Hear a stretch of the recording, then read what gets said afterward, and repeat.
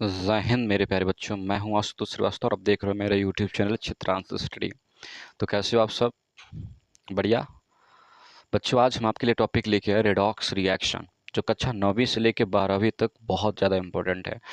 अक्सर देखा जाता है कि एग्जामिनेशन पर रेडॉक्स रिएक्शन अपना अलग ही रुतबा बना के रखता है, जब देखो तभी आ जाता है।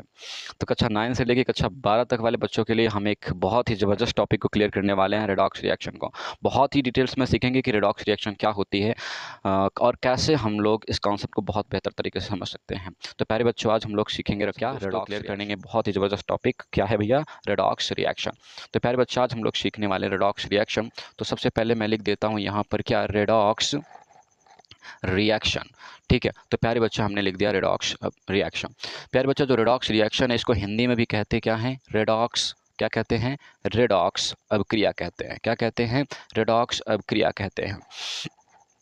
तो इसको हिंदी में भी क्या कहते हैं, रेडॉक्स अभिक्रिया ही कहते हैं। प्यारे बच्चा, हम सीखेंगे कि रेडॉक्स अभिक्रिया क्या होती है, फिर हम सीखेंगे कि रेडॉक्स अभिक्रिया की क्या क्या प्रॉपर्टी हो सकती हैं। ठीक है, तो यहाँ पे हम लोग रेडॉक्स अभिक्रिया सीख रहे हैं, तो सीखेंगे कि वह, या फिर लिख सकते हैं ऐसी ऐसी अभिक्रिया, ऐसी अभिक्रिया जिसमें, ऐसी अभिक्रिया जिसमें अपचयन तथा उपचयन, ऐसी अभिक्रिया जिसमें अपचयन तथा उपचयन दोनों अभिक्रियाएं, दोनों अभिक्रिया या फिर दोनों अभिक्रियाएं अभिक्रियाएं एक साथ होती हैं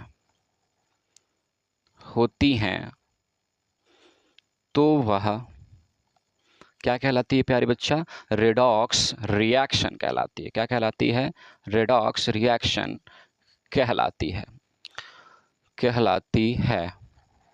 देखो प्यारे बच्चा, कि ऐसी अभिक्रिया जिसमें अपचयन तथा उपचयन दोनों अभिक्रियाएं एक साथ होती हैं या एक साथ संपन्न होती हैं, वह रेडॉक्स रिएक्शन कहलाती है, रेडॉक्स अभिक्रिया कहलाती है।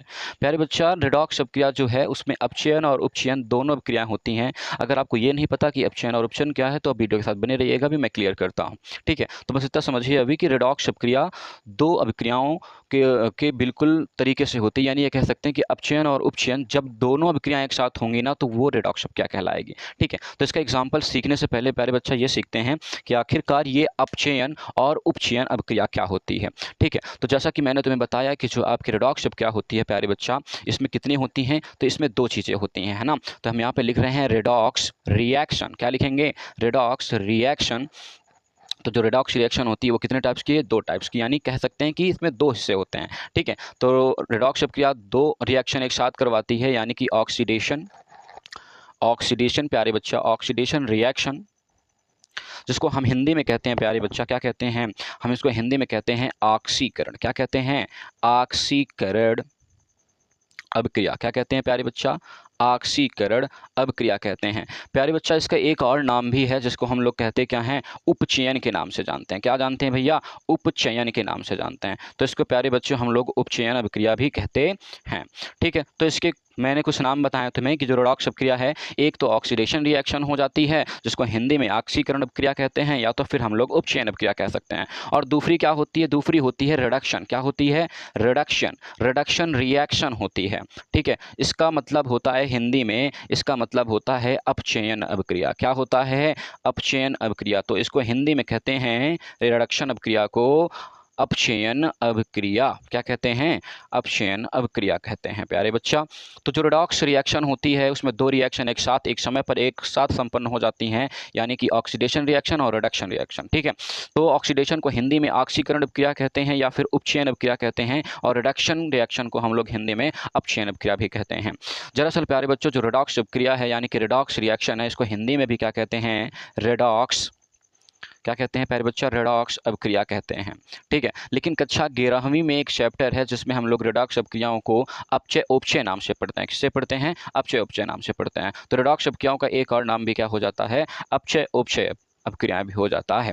ठीक है, तो हमने यहाँ पे सीखा कि ऑक्सीडेशन रिएक्शन और रिडक्शन रिएक्शन दोनों एक साथ होती हैं, जिसको हम लोग क्या कहते हैं, रेडॉक्स रिएक्शन कहते हैं। चलो प्यारे बच्चों, सीखते हैं कि आखिरकार ये यहाँ पर जो आपकी रेडॉक्स अपक्रिया है या उसमें जो ऑक्सीडेशन रिएक्शन है और क्या है रिडक्शन रिएक्शन, ये क्या होते हैं। तो इनको समझने के लिए प्यारे बच्चा हम यहाँ पे क्या कर रहे हैं, एक तरफ लिख रहे हैं ऑक्सीडेशन रिएक्शन, क्या लिख रहे हैं, एक तरफ लिख रहे हैं ऑक्सीडेशन रिएक्शन और एक तरफ लिख रहे हैं रिडक्शन, क्या लिख रहे हैं, रिडक्शन रिएक्शन लिख रहे हैं प्यारे बच्चा।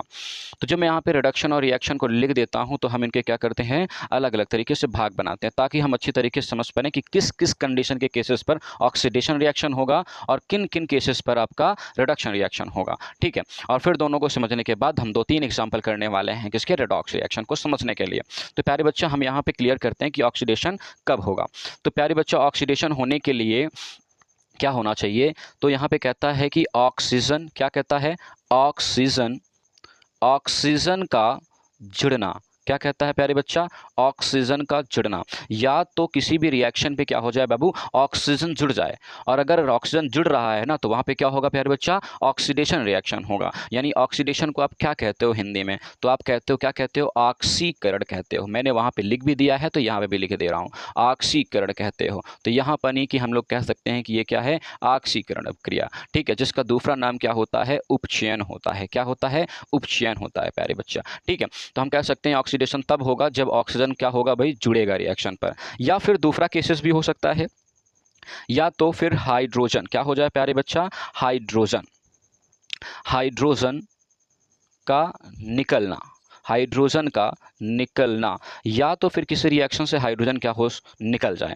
ठीक है, तो प्यारे बाबू अगर यहाँ से हाइड्रोजन निकलेगा ना तब भी क्या होगा, ऑक्सीकरण क्या होगा, यानी कि ऑक्सीडेशन रिएक्शन हो जाएगी। या तो फिर आपका प्यारे बच्चा यहाँ पर इलेक्ट्रॉन, इलेक्ट्रॉन का निकलना, इलेक्ट्रॉन का निकलना। ठीक है, यानी हमारे पास 3 कंडीशन इधर हो गई हैं, या तो ऑक्सीजन क्या हो जाए, जुड़ जाए, या फिर हाइड्रोजन निकल जाए, या तो फिर इलेक्ट्रॉन निकल जाए। अगर इन केसेस में से किसी एक केस भी अप्लाई हो जाएगा रिएक्शन पर ना बेटा, तो वहाँ पर ऑक्सीडेशन रिएक्शन हो जाएगी। ठीक है, या तो ऑक्सीजन जुड़ जाए, या तो हाइड्रोजन निकल जाए, या तो फिर इलेक्ट्रॉन क्या कर दे बाबू, वहाँ से चला जाए या फिर निकल जाए। अगर इन केसेस में से कोई एक केस भी रिएक्शन पर अप्लाई होता है तो वहाँ पर क्या होगा, ऑक्सीडेशन रिएक्शन हो जाएगा। ठीक है बच्चा, अब हम लोग पढ़ते हैं, यहाँ पर सीखते हैं थोड़ा सा रिडक्शन के बारे में कि रिडक्शन क्या होता है। जैसा कि मैं तुम्हें समझा चुका हूं कि रिडक्शन को हिंदी में क्या कहते हो आप लोग, अपक्षयन कहते हो, क्या कहते हो, अपक्षयन कहते हो। अर्थात यहाँ पर जो मैं लिखूंगा ना वो सारे के सारे वो केसेस होंगे जहां पर अपचयन अपक्रियाएं होंगी, क्या होंगी, अपचयन अपक्रियाएं होंगी। ठीक है, तो प्यारे बच्चा चलो सीखते हैं इनके बारे में भी। दरअसल जो रिडक्शन अपक्रिया होता है वो ऑक्सीडेशन का अपोजिट है प्यारे बच्चा। क्या है, रिडक्शन जो है वो ऑक्सीडेशन का अपोजिट है। यहाँ पर ऑक्सीजन जुड़ने पर प्यारे बच्चा क्या हो रहा था, ऑक्सीडेशन हो रहा था। यहाँ पे प्यारे बच्चा अगर ऑक्सीजन निकलेगा, यानी हम यहाँ पे कह सकते हैं कि ऑक्सीजन, ऑक्सीजन का निकलना, ऑक्सीजन का निकलना प्यारे बच्चा क्या कहलाएगा, रिडक्शन कहलाएगा, यानी अपचयन होगा वहाँ पर। ठीक है, इसमें ऐसे ही हाइड्रोजन का करेंगे तो यहाँ पे लिखेंगे हाइड्रोजन, क्या करेंगे प्यारे बच्चा, हाइड्रोजन, हाइड्रोजन का जुड़ना, क्या करेंगे, हाइड्रोजन का जुड़ना कहेंगे। ठीक है, आगे कहता है कि इसी तरीके से मैं तीसरा केसेस यहाँ पे सिखाना चाहूँ तो यहाँ पर जो आपका ऑक्सीडेशन का तीसरा वाला केस है, इलेक्ट्रॉन का निकलना, वो अपोजिट हो जाएगा, यानी कि बाबू क्या, इलेक्ट्रॉन का जुड़ना, इलेक्ट्रॉन का जुड़ना।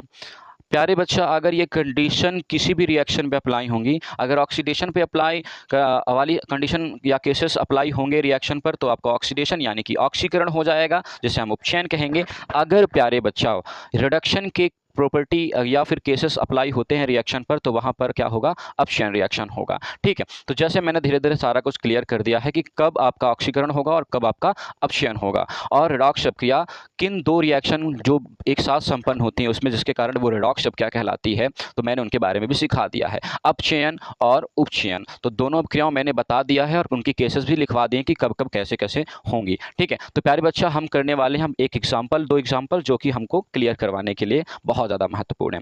तो प्यारे बच्चा हम लोग यहाँ पे कर रहे हैं एग्जाम्पल, किस चीज़ का एग्जाम्पल करेंगे प्यारे बच्चा, तो हम लोग करेंगे रिडॉक्स रिएक्शन का। किसका करेंगे प्यारे बच्चा, रिडॉक्स रिएक्शन का एग्जाम्पल करेंगे। चलिए करते हैं और समझते हैं कि आखिरकार रिडॉक्स अपक्रिया कब होती है।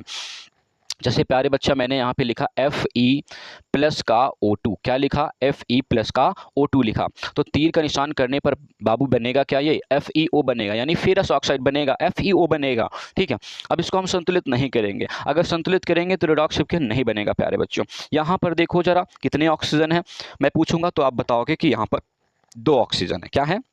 2 ऑक्सीजन। और अगर यहाँ पर प्यारे बच्चा कितने ऑक्सीजन हैं? अगर 2 ऑक्सीजन है तो क्या देख पा रहे हो क्या कि यहाँ से एक ऑक्सीजन निकला हुआ है, यानी एक ऑक्सीजन निकल चुका है। और जब ऑक्सीजन बाबू निकलता है तो क्या होता है? रिडक्शन होता है, यानी कि अपचयन होता है। यानी यहाँ पर प्यारे बच्चा क्या हो जाएगा?